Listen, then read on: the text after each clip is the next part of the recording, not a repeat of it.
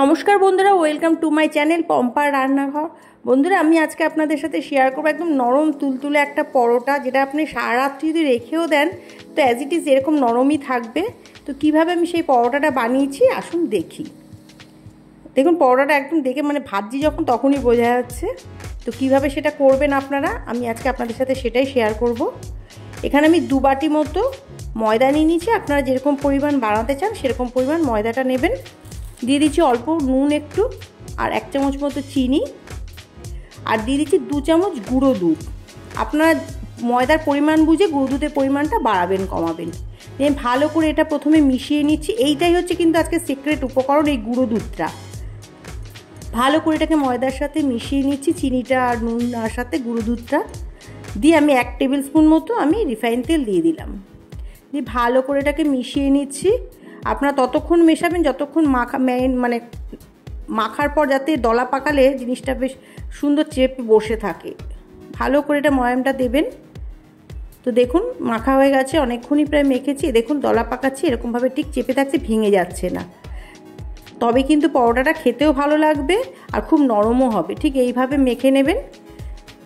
মাখার পর এবার আপনারা কিন্তু গরম জল দিয়ে এই ময়দাটাকে মাখবেন। ঠান্ডা জল দিয়ে কিন্তু বন্ধুরা মাখবেন না। গরম বলতে একটু যাতে গরম থাকে, একদম উষ্ণও দেবেন না। দিয়ে ভালো করে এটাকে আমি মেখে নিচ্ছি।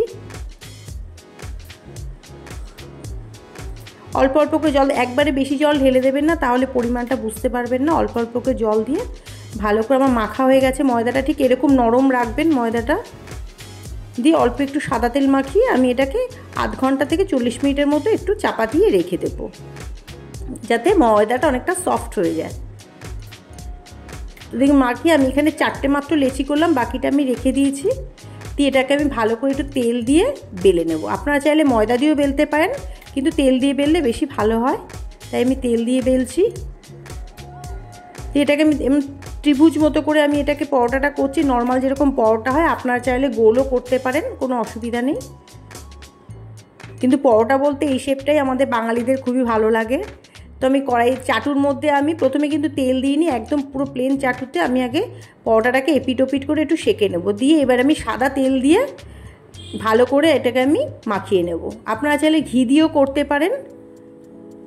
তো দেখুন, এপিট তেল দেওয়া হয়ে গেল। এবার এই দিকটা আমি একটু তেল দিয়ে ভালো করে নেব। আপনারা যদি বেশি তেলে করতে চান তাহলে একটু তেলের পরিমাণটা বাড়িয়ে দেবেন। আমি অল্প করেই তেল দিলাম।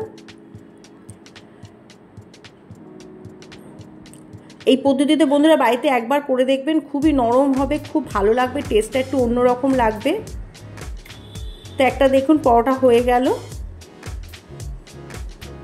এইভাবে বাকিগুলো ভেজে নিয়েছি। তো দেখুন, বুঝতেই পারছেন অনেকক্ষণ ঠান্ডা হওয়ার পর আমি পরোটাটা এইভাবে কতটা সফট হয়েছে।